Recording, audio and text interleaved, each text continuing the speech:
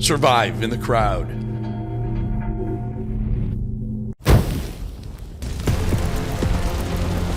Thrive on the edge.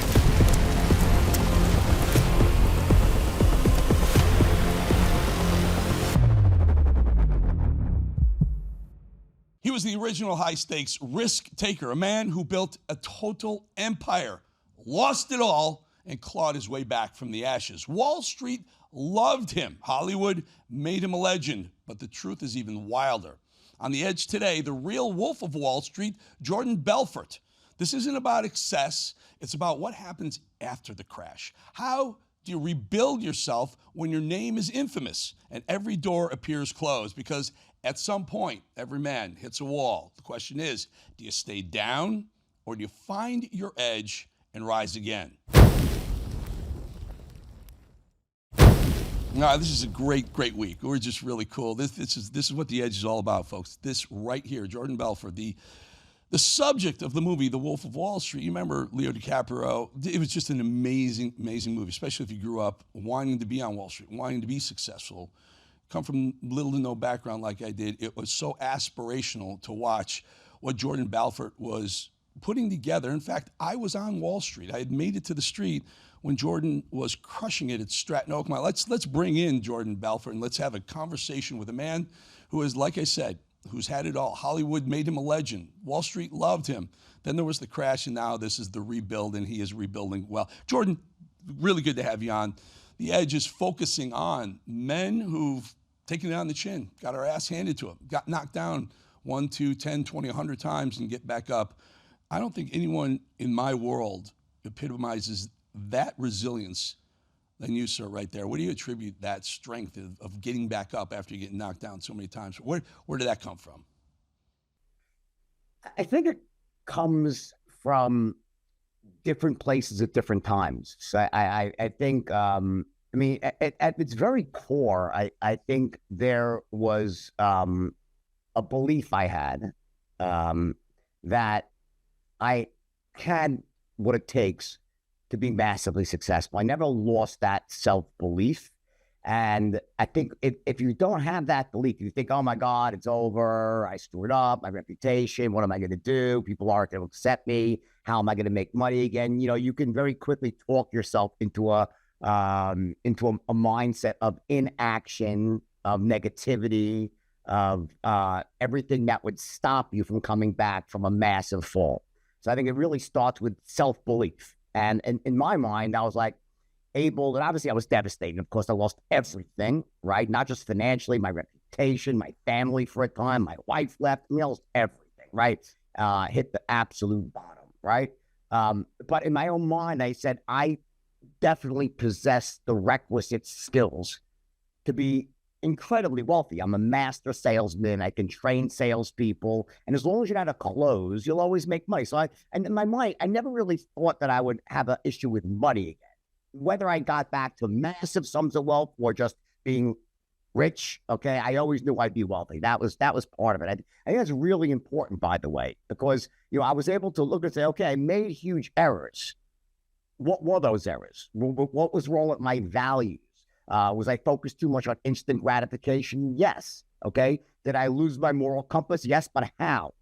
You know, I was able to get much more granular at what I had done wrong, what I had done right. And then at the heart of it all, the why of it all really was the love of my children. You know, I had 2 children. I was in jail and I had, you know, just devastated them when I had to tell them I was going to jail. And then my love of my kids, whenever I felt like I couldn't go on, and I will tell you that was many nights.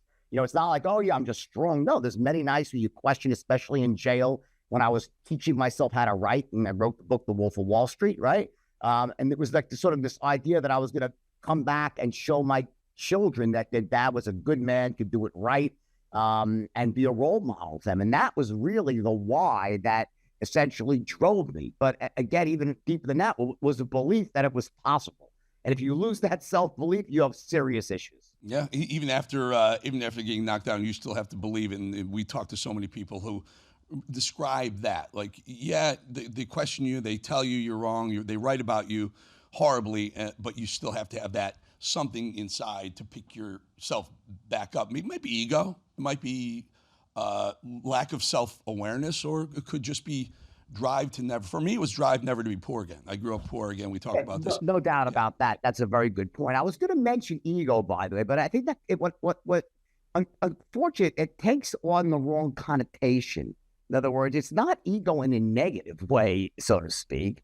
It's just that I refuse. I am not that person. It's understanding who I am as a person, what I want out of life, and not accepting a very high standard for money.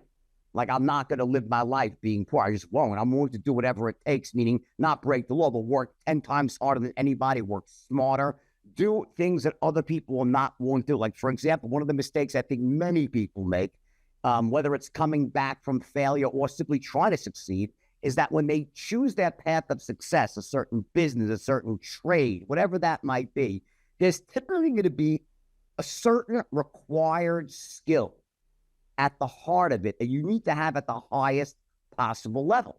And that's going to take work, whether it's, the so-called 10,000 hours of work or whatever it's going to be. You need to perfect a certain skill set and be awesome at it.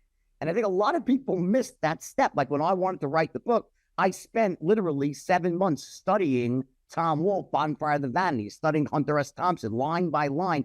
And I was able to essentially teach myself a skill that allowed me to do what I wanted to do. So you could have all the desire in the world to do what you want to do, but if you don't possess the requisite skill at the start and you're not willing to learn it, to put in the elbow grease, then you're going to fail again and again and again. I think it's a big part of it as well. Yeah.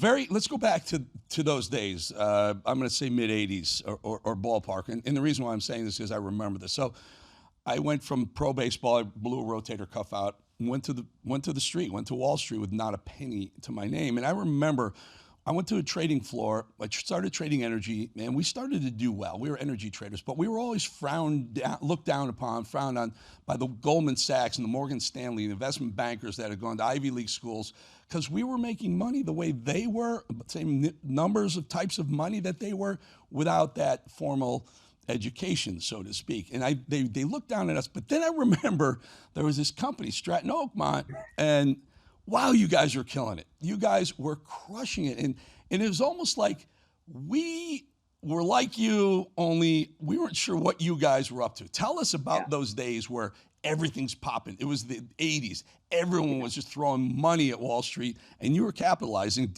Did you know? Did you? Was your gut that you were doing something that was illegal, quasi-legal? What was your thought process then? My thought process in the beginning was that I was doing something that was perfectly legal. And we started off with totally legal, good intentions, right? Then I started, I think one of the mistakes I made, one of the lessons I learned is choose your mentors carefully, right?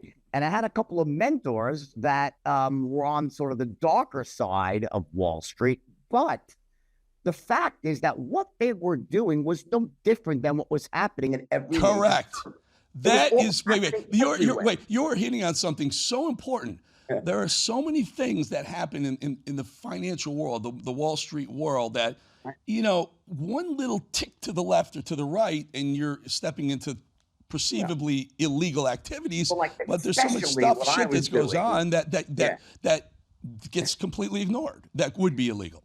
Especially what I was what I was doing with taking companies public, buying back stuff quickly from favorite clients. It's exactly what they were doing. And it was a great article. I think Matt Taibbi wrote this article, the great vampire split out Goldman Sachs. He explained the whole thing, like that every single firm was doing the same thing. Now, that being said, it doesn't make it right. So I'm not minimizing what I was doing, right? But also the fundamental difference between a very large firm like a Goldman or back then a Lehman that went out, right, was that they also were doing a lot of things that were completely legitimate.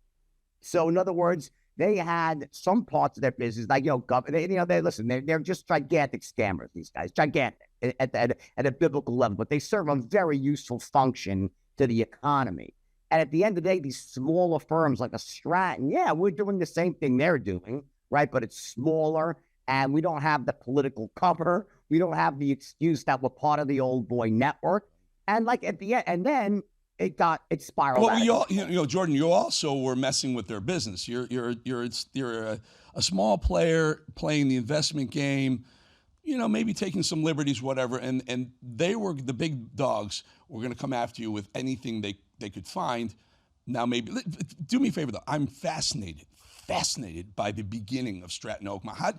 Tell us about that genesis of that whole transition into that world.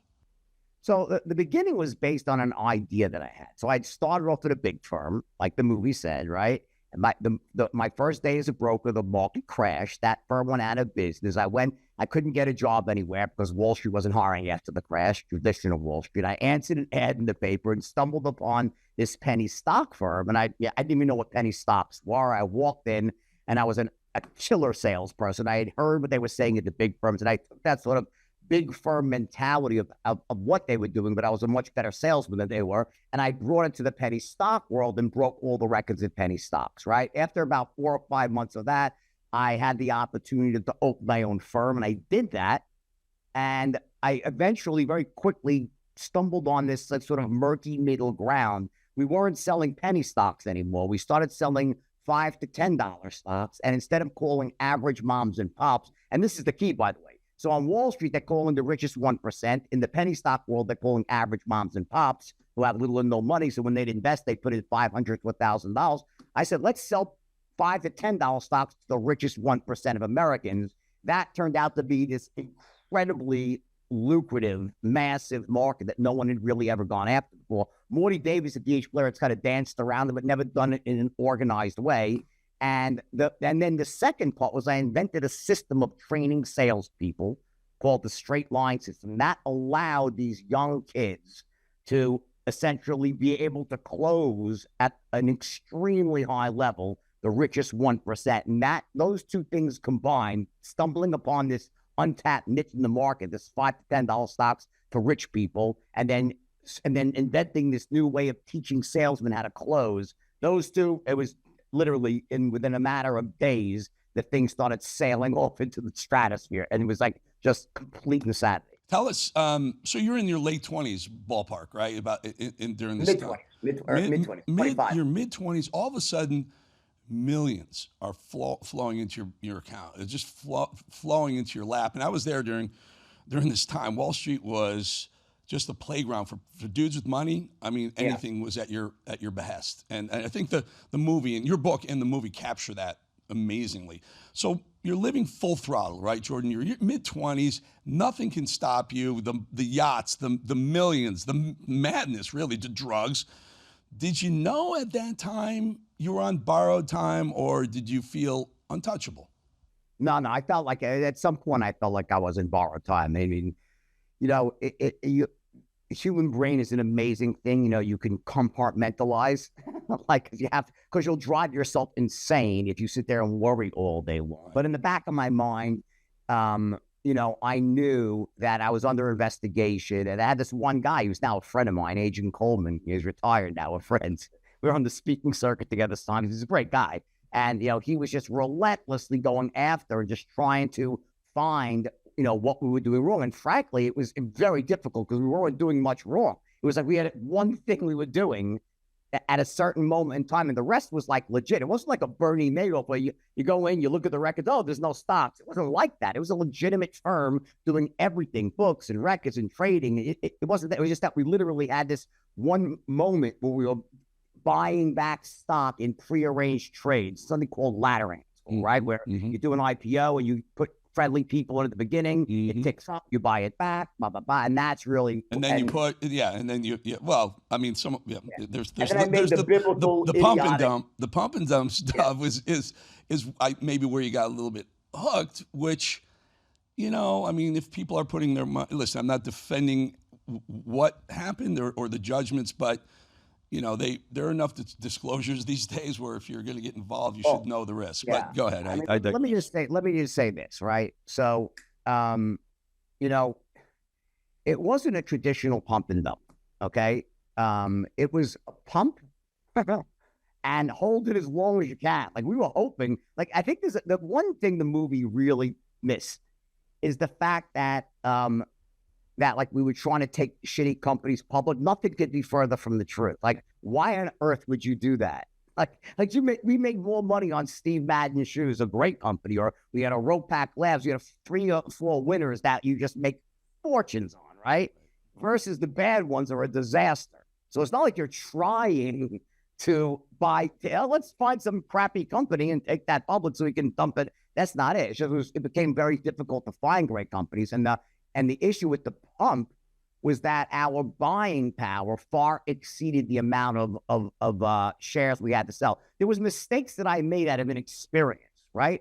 Yeah, if you knew, honestly, Jordan, if you knew, because I remember these days, like Stratton Oakmont is on this stock and, expect it to go up and maybe it'll crash afterwards. But the power you guys had just by saying Stratton Oakmont is interested in XYZ name, right? And you realize how much, you almost didn't even have to pump it. You just had to let the world know you were buying it. Exactly. And that was the point. So we didn't pump it ourselves. But let me just give you the other side. The other side of this is that what we should have done, the smarter move, would be to find better companies and do bigger capital raises for better companies. So there'd be more, so it wouldn't pump as much. Maybe they'd go 25% instead of 300 or 400%. We would not have made as much money in the short term, but would have made a lot more in the long term. That's what I was talking about, the desire for instant gratification. Sort of like, yes, we made a lot of money in the short term, but again, if I would have done it a different way and had more patience, we would have made billions and billions of dollars. So here we are, and you're in the midst of lavish lifestyle, and if the book and the movie are accurate, you have yachts, there's drugs everywhere, there's that infamous scene of you coming out of I believe the country club, and you're high. 100% accurate. Yeah, and you see your Ferrari or Lambo, and you're trying to figure out how to get to it, and you're trying to figure out, and then you just kind of use the trees and the walls as bumpers on the way. Phenomenal scene, creative license. You say it's accurate. No, well, the only thing that's not accurate is that it was a Mercedes, not a Lamborghini. Everything else is 100% accurate. All right. So okay, now you're in the middle of all this, and life is coming at you fast and hard, right? Was there a moment where you realized that the empire may be collapsing? And then what I really want to know is, how did your body react to it? I know you get panicky in your mind, but was there a physical reaction with your body? Well, I mean, I think I was, I was like a human petri dish. I was doing massive quantities of drugs. Then I got sober in 97, right? And then when I got sober, it was like the first time I really looked at what had happened. I was like, oh, I just got to distance myself from all of this. And I already had. I'd sold Stratton in 94, into the mid-94, and I was running it behind the scenes for a year. Then I kind of backed away from it, and it continued to run without me. Why'd you sell it? Well, I mean, I had to. It was part of the SEC settlement. Okay. Yeah, and So take me back before this though. When you're still in it, when you're still in the game, and women are coming at you, and money's being thrown at you, and the drugs are flowing, and the Lamborghinis, and et cetera, and celebrities want to hang out with you, right? Musicians want to hang out with you, right? So is there a moment where you go, wow, this is just too good to be true, and wow, now I see the crack in the, in the levee? The levee is starting to break. Was there a moment like that or no? Yeah, well, the moment the first crack, I was never really that worried about the SEC. Okay, it's a civil regulatory body, and they're looking at my trading patterns. And again, it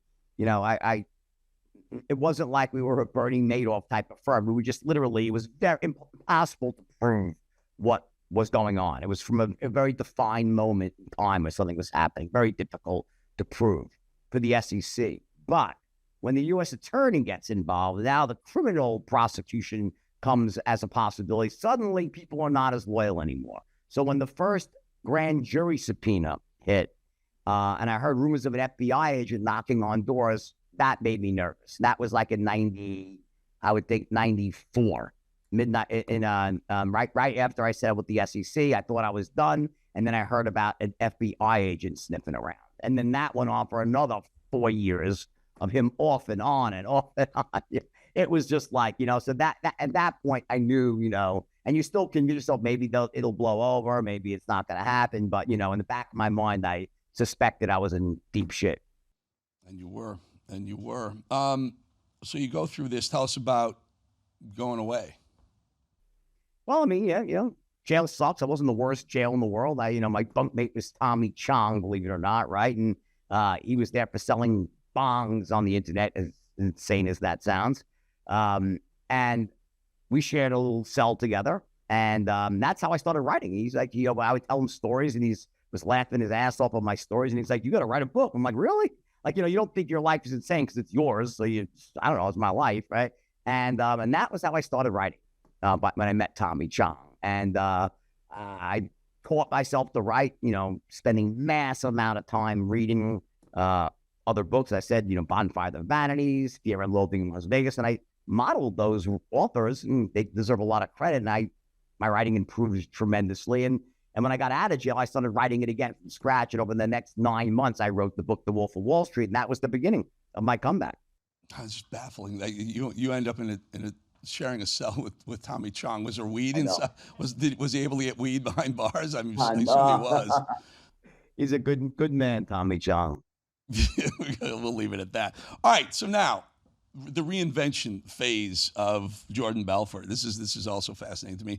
You've owned your mistakes publicly. What's the hardest truth that you have to come to terms with?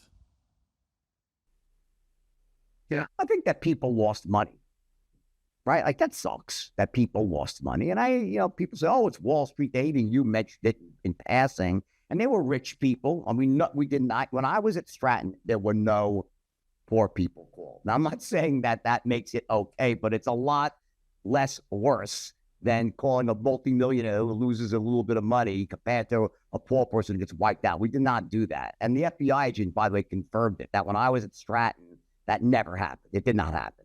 And after I left, I don't know what happened. I was not running the firm anymore.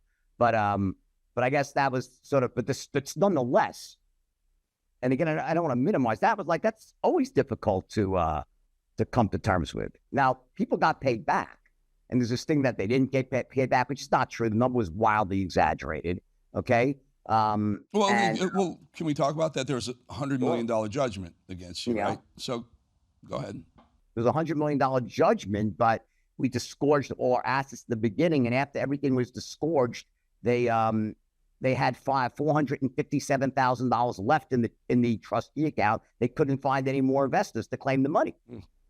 And that money sat there, right? And then I got out of jail. After 3 years, I paid 50% of my income. It wasn't going to investors.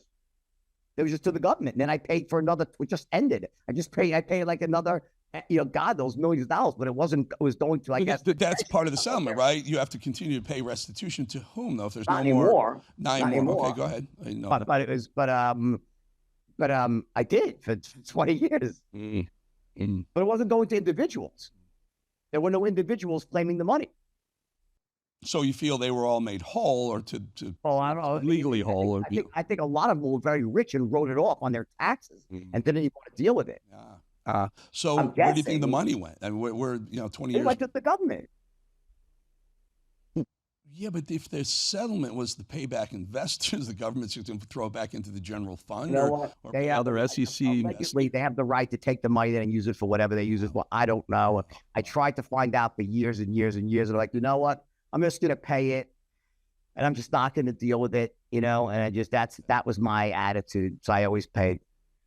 You might have a lawsuit there at some point, especially. Go ahead and try to sue the government. Well, you know what? When there's things that my friend becomes a little bit. It changes over time. You rebuild, right? So now you're on the rebuild. Jordan Belfort is back on his feet. He lives in a beautiful home. Your life is coming back. What part of Stratton Oakmont 20-year-old, 25-year-old Jordan Belfort do you retain with you, and what part do you say I just can't do that part? What is this Jordan Belfort version?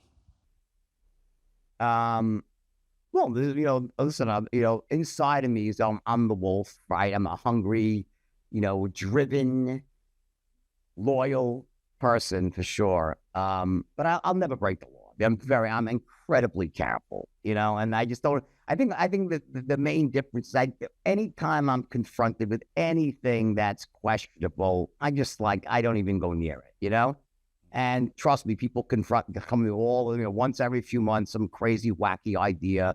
I just, simply will never walk that path again. And I think my mantra is that I'm not going to engage in any transaction that I'm making money where other people are going to lose. Now, that doesn't mean I can't do something and people lose. That happens. That's business, right? but never because I thought it would happen in the beginning. I always thought that I was going to be delivering far more value than I would ever get from them. If someone gave me $1, I want to deliver 10 in value. It's a really good way to live, and you make a lot more money. Like that's how I built back my life, is by with that philosophy, is that I'm not looking to take more than I give, and that's worked out really, really well for me. So, yeah, I mean, I've been offered, you know, people offer me $10 million up front to launch a meme coin. I'm like, no, thank you, you know. And then I would say, well, if Trump can do it, you know, maybe I can. There's a kind of point there, right? But I never did it. You know, it's not illegal. No, there's fart meme coins. I mean, anything can be a meme coin. I just did it like, you know, I get it. I just say, it was just I'm very reluctant to do anything where I thought that, well, people are going to lose money. I'll make money. I don't know. It's not for me, really. You know, I'm not saying I'll never do it, but I just never did it. Can we? I just want to go back to this whole moment when you get out of jail, you write Wolf of Wall Street, someone taps you. How did your book become a movie? I want to hear that process. This is fascinating. So there was a really great top level producer. Her name is Alexandra Milshon, and she read the manuscript very early on when I was on page 30 or 40, and she just absolutely loved the early version of the manuscript. So as I was writing the book, we were meeting and talking. We were always saying one day we're going to get it made into a movie when the book is done. And as soon as the manuscript was complete, before it was even a book, it was an edited manuscript. She slipped it to a few people. She slipped it to Leo DiCaprio, Brad Pitt, Mark Wahlberg, and George Clooney. There was a bidding war, and it ended up between Brad Pitt and Leo DiCaprio. Leo then brought in Scorsese. I love Leo, Scorsese, and that was it. And then I had a bidding war between the two of them, and there you go. Great. And so now, how involved in the movie were you, other than writing the manuscript and the script? That's very, very involved with Leo, working with Leo on this, every line in the script, helping Leo, in terms of like spending a lot of time at Leo so he could get my mannerisms, tonality, training Leo on selling, so he sounded like a salesman and giving the speeches. A lot of time. Tell me about that speech, the one speech that in the movie where everyone's kind of like, what's going on here, and everyone's expecting you maybe to say you're shutting the shop down, and you just come at it. Was that accurate? Was that real? That speech is not quite accurate. So that's a speech that I would give like all the time, and not on the day. It wasn't like I gave that speech the day I was never, when I had the opportunity to leave, I left. I finally left, right? And I passed the torch to Danny, my junior partner at the time, right?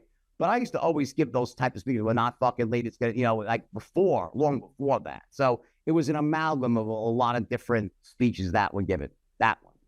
The Steve Madden speech is incredibly accurate. It's word for word from my book. That was very accurate. So now the movie's being made, it becomes a monster hit. How does your life change when that happens? It changed. I mean, for sure, I became, you became sort of, everyone knows you all over the world wherever you go. And the movie never stopped. It became a cult hit. So it just became a coming of age movie. So to this very day, it's, your kids that are 16 years old that'll, loving the movie.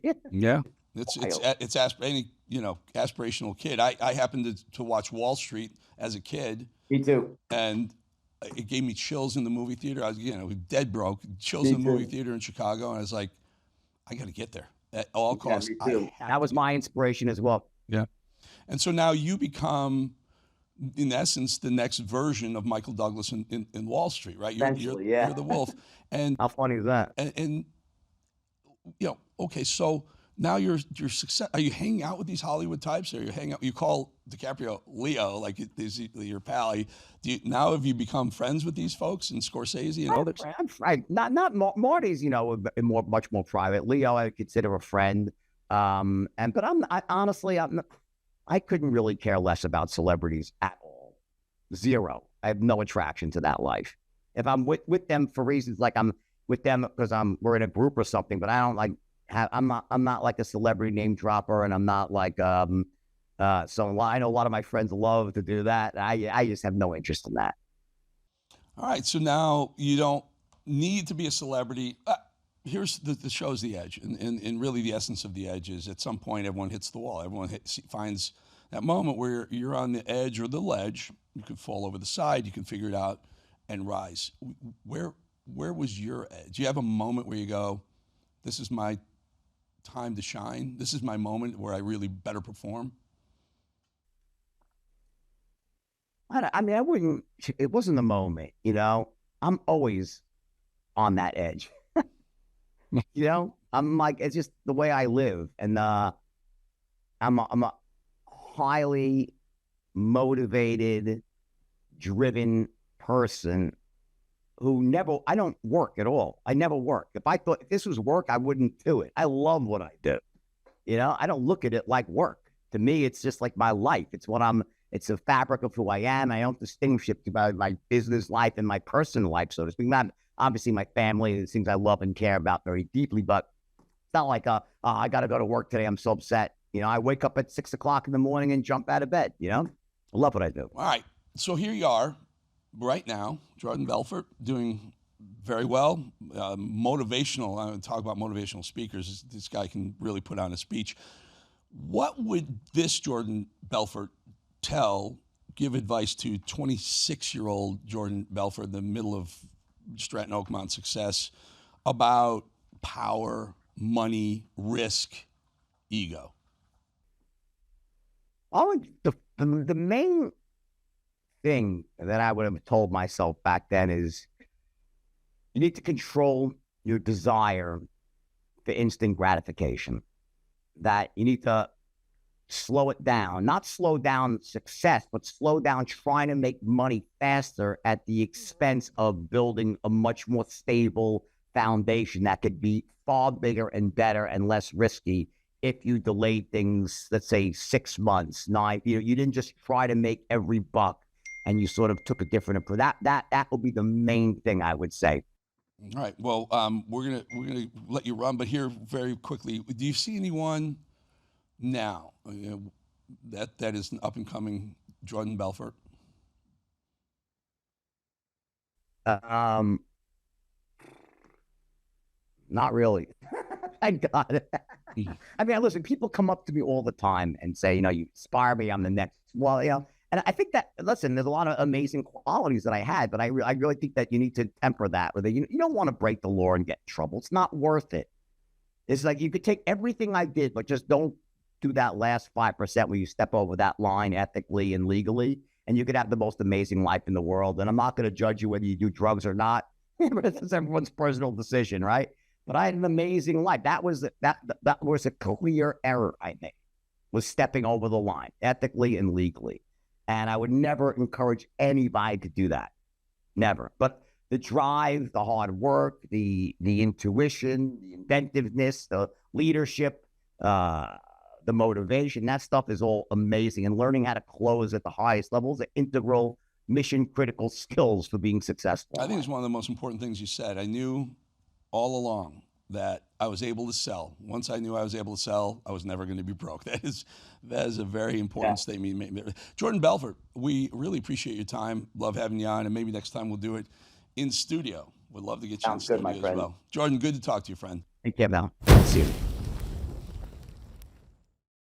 Some men chase the high, others survive the crash, but the rare ones, they learn to control the fire that almost burns them down. Jordan Belfort didn't lose his edge, he redefined it, and that's the whole part of the edge. That's what we do. We talk about that exact moment because the edge isn't where you fall, it's how you rise back up. The Edge.